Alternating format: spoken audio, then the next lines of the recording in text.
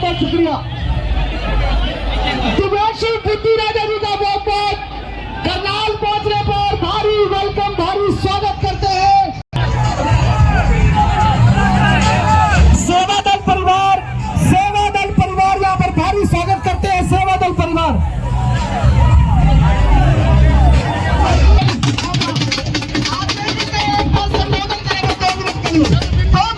संबोधन करेंगे। ये नई ऊर्जा जो कर रहे हैं, ये डीजे बंद करो भैया, ये अगले वाला डीजे बंद करो, ये बैल बंद करो, ऊपर बैल बंद करो। मैं अपने भाइयों से कांग्रेस से रिक्वेस्ट करना चाहूंगा, आगे वाला डीजे बंद करवाओ जरा। ये भैया ये डीजे बंद करवाओ जरा, एक बार ये डीजे बंद करवाना जरा।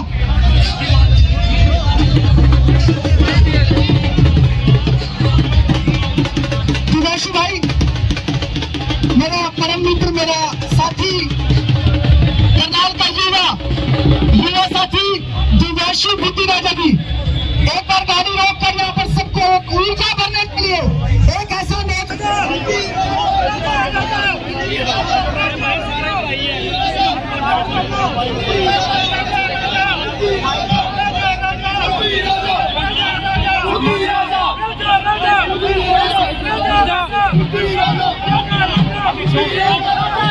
मैं मीडिया के साथियों से अनुरोध करता हूं, मीडिया को मैं भरपूर समय देना चाह रहा हूं, जल्दबाजी में ना करें। मैं आपको पूरा समय देना चाह रहा हूं, एक एक सवाल का जवाब दूंगा। लोग बहुत लंबे समय से मेरा इंतजार कर रहे हैं। मैं आपसे हाथ जोड़ के विनम्र विनती करता हूं, अभी 10 मिनट के अंदर चलो यार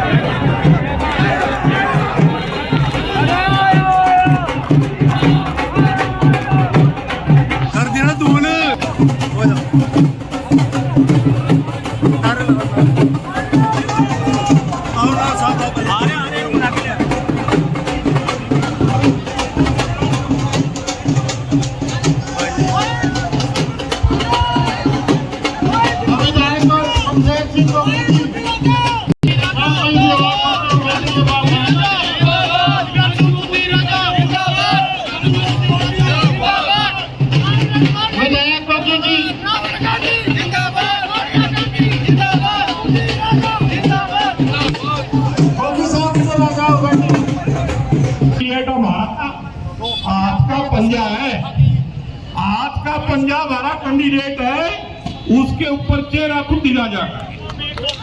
सभी मिलके बुद्धि राजा को जिताओ और दिल्ली में सरकार बनाओ।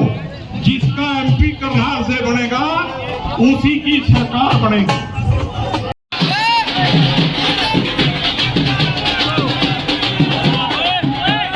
सॉन्ग प्ले करो, सॉन्ग प्ले करो।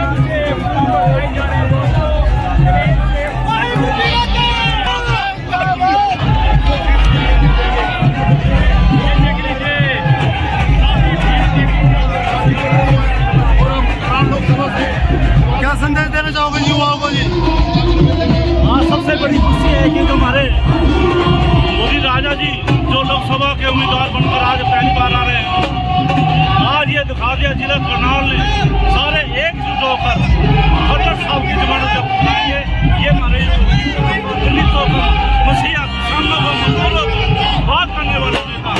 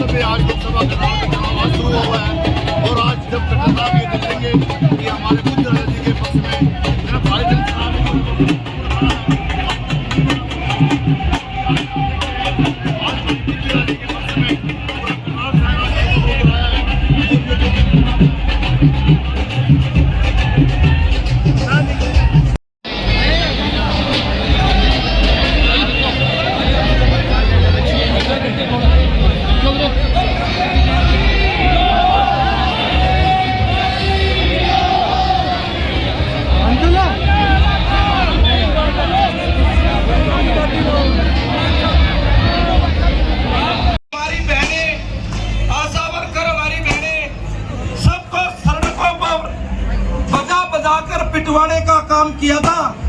जो हमारे सामने दूसरा कैंडिडेट है मनोहर लाल खट्टर। अब आपके पास भी समय है, मौका है। आपने आने वाली 25 तारीख को आपके सामने वाले बटन इतने दबाओ कि वो खट्टर साहब भी बचा नहीं था, इतने बटन दबाओ, ठीक है।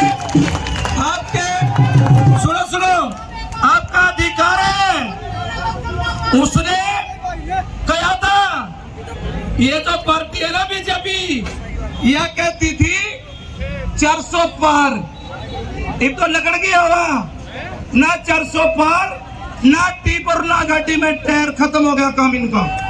और ये कहते थे कि संविधान को खत्म करेंगे। बाबा साहब भीमराव अम्बेडकर ने जो संविधान लिखा है, आपके आशीर्वाद से, आपकी कृपा से क्या संविधान को बदलेंगे ये? अब तो लोग इनकी सरकारें बदलने वाले हैं, इनको बदल देंगे।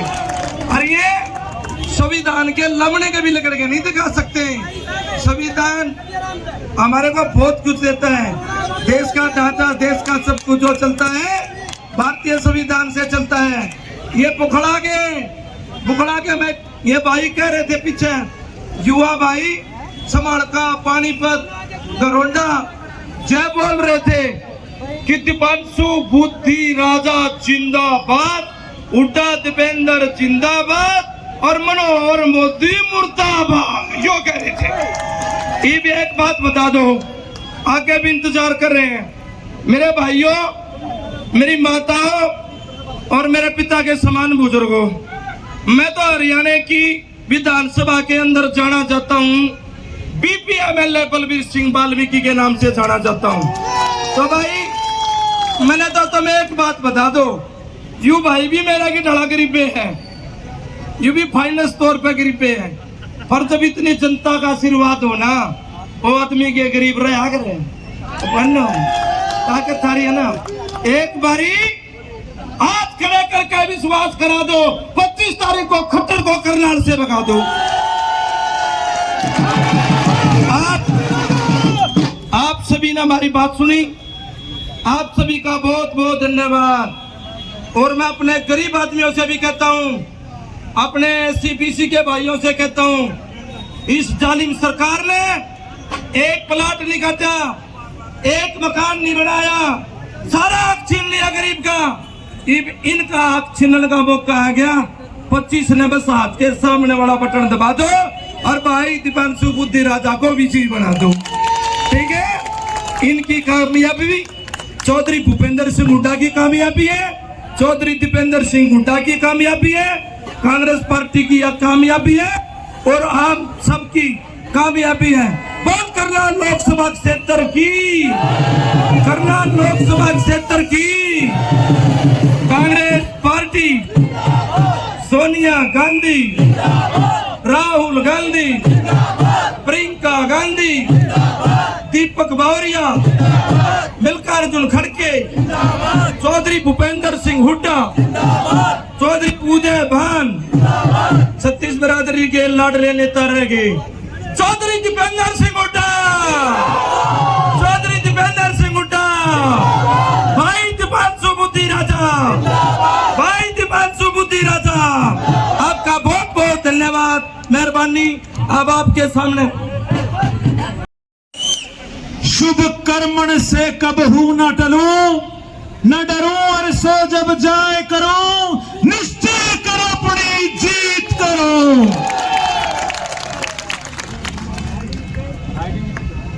इस 31 साल के नौजवान को कांग्रेस आला कमान ने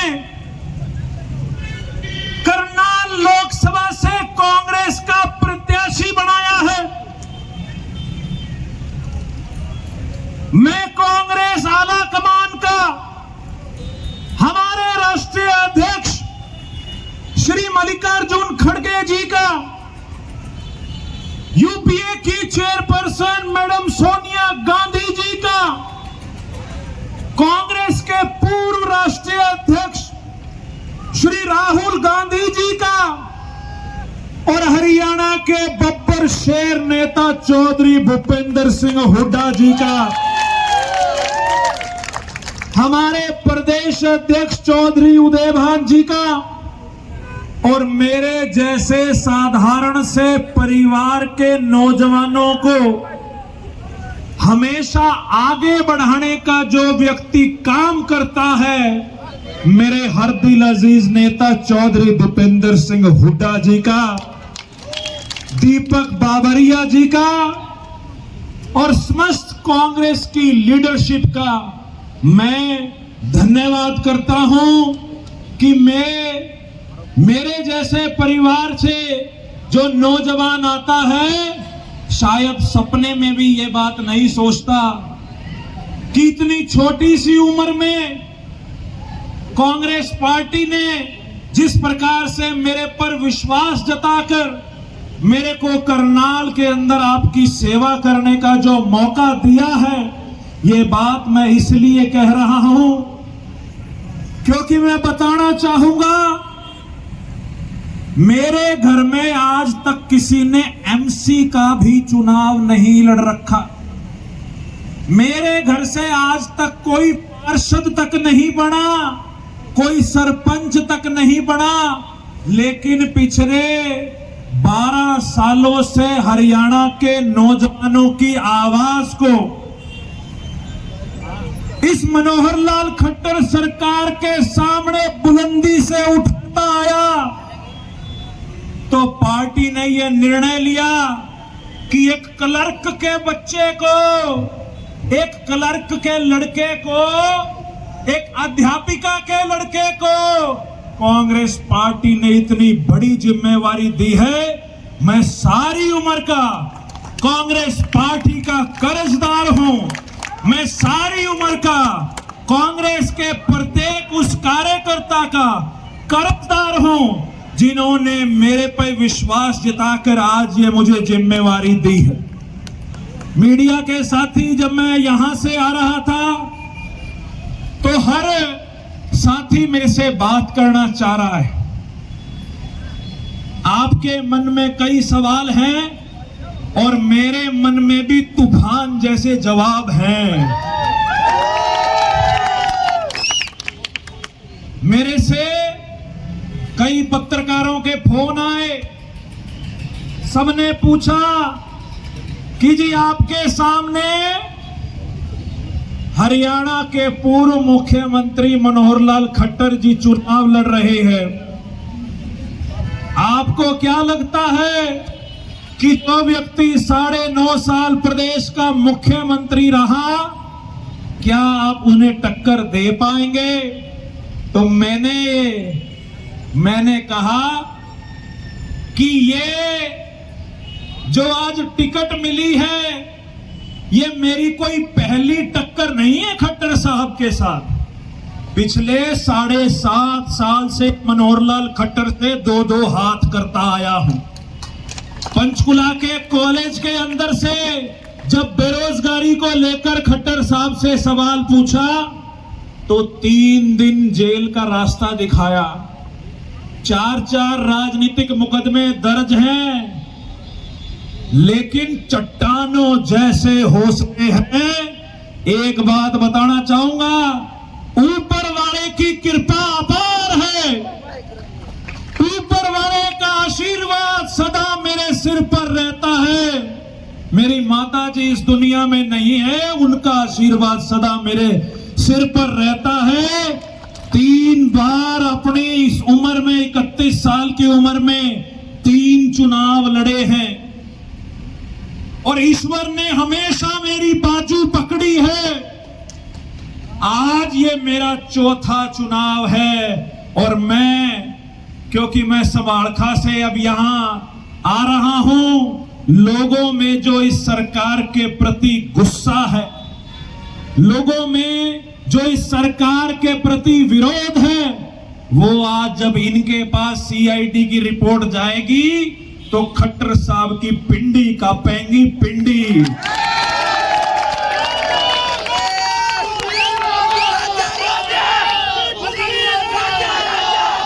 मनोहर लाल खट्टर जी मैं तो ये बात कहता हूं कि 9.5 साल आप मुख्यमंत्री रहे और अभी भाजपा के केंद्रीय नेतृत्व ने रातों रात इनको मुख्यमंत्री की कुर्सी से उतार दिया। मैं तो ये कहता हूं कि एक फिल्म आई थी और सेटमैक्स पे अभी भी आती है जिसमें अनिल कपूर एक दिन का मुख्यमंत्री बनता है। एक दिन का मुख्यमंत्री, उस फिल्म में देखो कितनी ताकत होती है मुख्यमंत्री के पास। और ये तो 9.5 साल रह गया। 9.5 साल में जो हरियाणा की जनता को खुश नहीं कर पाया तो अब ये भला क्या कर लेगा। इस बात के ऊपर भारतीय जनता पार्टी के केंद्रीय नेतृत्व ने मोहर लगा दी। रातों रात बेइज्जत करके भाजपा के केंद्रीय नेतृत्व ने मनोहर लाल खट्टर जी को सीएम की कुर्सी से उतार दिया। एक सवाल मैं करनाल की जनता से पूछना चाहूंगा। जिस व्यक्ति के माथे पर भारतीय जनता पार्टी ने ही रिजेक्टेड की मोहर लगा दी हो, वो भला अब सांसद बन के हमारे बीच में क्या करे। मुझे नहीं लगता कि रिजेक्टेड आदमी को करनाल की जनता एक्सेप्ट करेगी। जिस व्यक्ति को बीजेपी ने रिजेक्ट कर दिया, करनाल की जनता अब उस पर विश्वास नहीं कर पाएगी। जब राजा बनकर नहीं कर पाए प्रदेश का विकास, अब राज दरबारी बनाकर क्या ही रखे तुमसे आस। अब राज दरबारी बनाकर क्या ही रखे तुमसे आस। 2 दिन पहले मेरी टिकट डिक्लेयर हुई। रात को 11:30 बजे कांग्रेस पार्टी ने लिस्ट जारी करी और जो खट्टर साहब ये कह रहे थे ना कि कांग्रेस के प्रत्याशी मैदान में नहीं आए, मजा नहीं आ रहा। जो ये कह रहे थे कि कांग्रेस के प्रत्याशी मैदान में नहीं आए, मजा नहीं आ रहा। कांग्रेस के प्रत्याशी का खौफ देखो, आप लोगों की ताकत का खौफ देखो। मैं तो करनाल में आज आया हूं, मेरे आने से पहले ही मेरे पे गलत मुकदमे दर्ज कर दिए गए। जगह जगह विपक्ष के लोगों को, विपक्ष की आवाज को दबाने का ये लोग काम कर रहे हैं।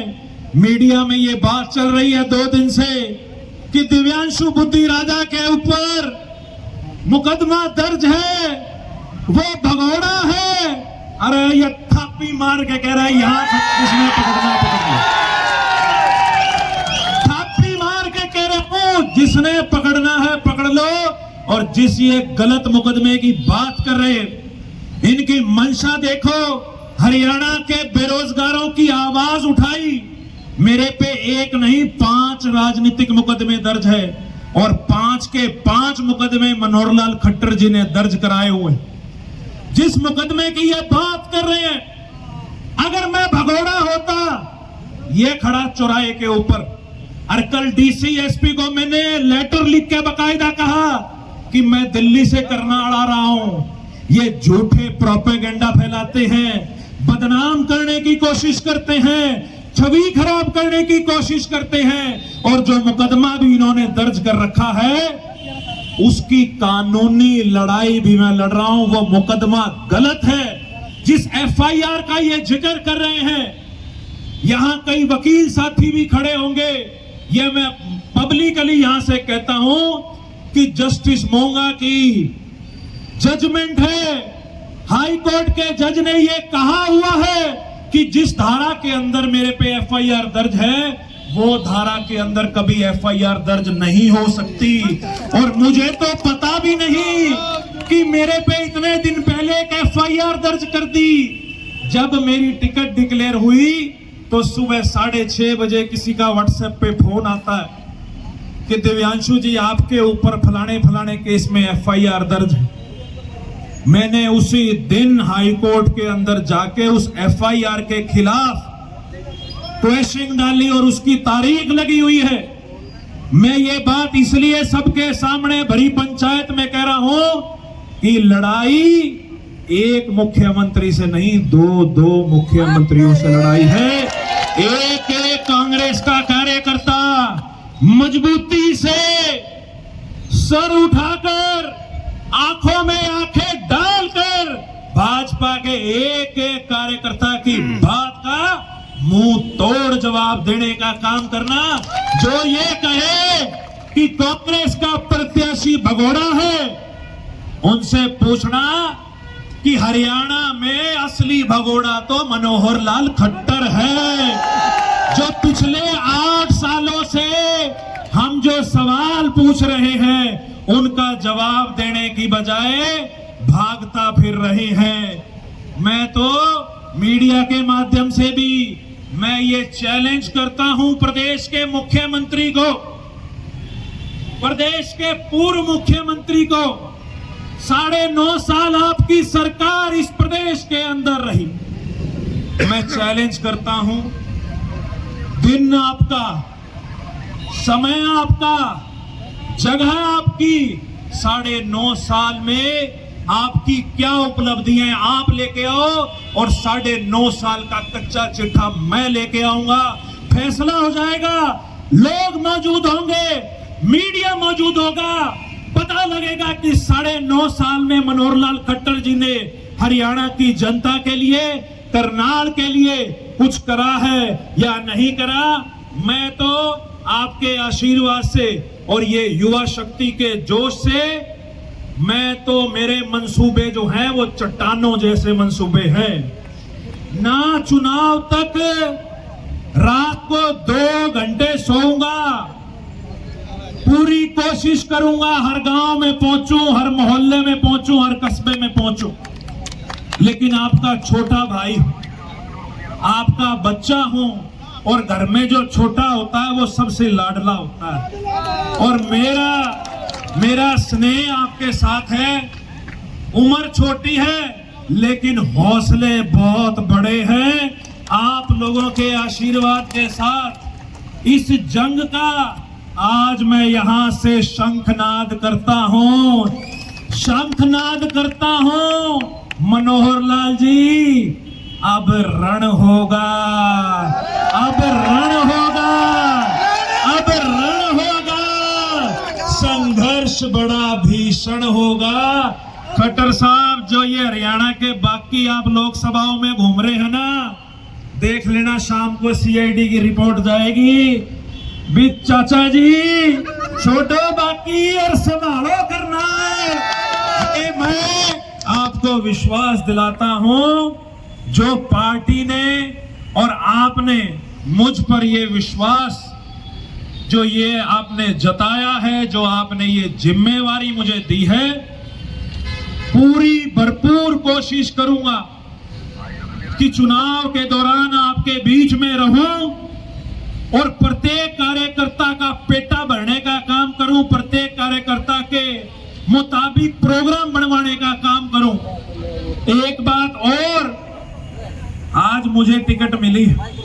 मैं जब यूनिवर्सिटी में था तो मैं ऐसे ही खड़ा होता था पिछली पंक्ति में, और ये नहीं कि जाते ही सीधा प्रधान बन गए। रात को 2-2 बजे अपने हाथ से पोस्टर लगा रखे हैं, पोस्टर तो नीचे से रगड़ाई खाकर आज यहां तक पहुंचे हैं। मेरे जैसे कार्यकर्ता को टिकट मिली है। ये कोटा किसी का नहीं, ये कार्यकर्ता का कोटा है। कांग्रेस के एक आम कार्यकर्ता को टिकट मिली है और मैं सर झुकाकर, हाथ जोड़कर मैं ये आपसे विनती करता हूं कि अगले 20 दिन 25 दिन आप लोगों ने इस चुनाव को अपना चुनाव समझ, एक एक कार्यकर्ता जब तक अपना चुनाव नहीं समझेगा तब तक खट्टर साहब की छुट्टी नहीं हो पाएगी। और बीजेपी ने तो इन्हें मुख्यमंत्री के पद से हटाया है। मैं तो, क्योंकि मेरे से उम्र में बड़े हैं, मैं सम्मान करता हूं, मैं तो इन्हें बाइज्जत रिटायर करके करनाल से भेजने का काम करूंगा। और हरियाणा के अंदर आज सबसे बड़ी समस्या, और हमारे करनाल लोकसभा में एक ये ट्रेंड शुरू हो गया है विदेशों में जाने का। आज हरियाणा के नौजवान हरियाणा छोड़ छोड़कर विदेशों के अंदर डंकी मार रहे हैं, लेकिन सरकार का इसके ऊपर कोई ध्यान नहीं।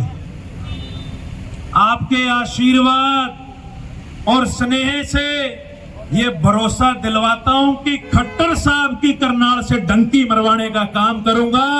आप सबने यहां पहुंचकर मेरे हौसले को 7वें आसमान पर पहुंचाने का काम किया। मातृशक्ति ने इतनी भारी संख्या में पहुंचकर, क्योंकि पीछे से आ रहे थे, समय काफी लग गया। आप सभी बुजुर्ग, मेरे नौजवान साथी, मेरी माताएं, बहनें और खास तौर पे पत्रकार बंधु साथी जिन्होंने लंबा इंतजार किया, आपका छोटा भाई हूं। जिस प्रकार से घर के अंदर छोटे के साथ स्नेह करते हो, वैसे ही मेरे साथ स्नेह रखना। मेरे से कोई गलती हुई हो तो मैं माफी चाहता हूं। और आम आदमी पार्टी के भी हमारे कार्यकर्ता साथी आए हुए हैं। मैं अपनी बात को यही पूर्ण विराम देता हूं और आपसे ये हाथ जोड़ के, ये आपका बच्चा, ये आपका छोटा भाई आपसे विनती करता है, चुनाव के अंदर समय कम है, चुनाव के अंदर समय कम है, लेकिन अगर एक एक व्यक्ति अपने बूथ पर मजबूती से खड़ा होगा तो खट्टर साहब पूरे हरियाणा के अंदर सबसे हैरानजनक नतीजे करनाल लोकसभा के होंगे। और जो ये बार बार मशीनों की बात कहते हैं ना, ईवीएम में ये है, ईवीएम में वो है, भाई अगली पिछली तो पता नहीं। पूरे हरियाणा के नौजवान करनाल कूच करने के लिए निकल चुके हैं। ईवीएम के हाथ लगाने तो दूर, फूट भी नहीं मारने दूंगा ईवीएम के आसपास, ये मैं आपसे वादा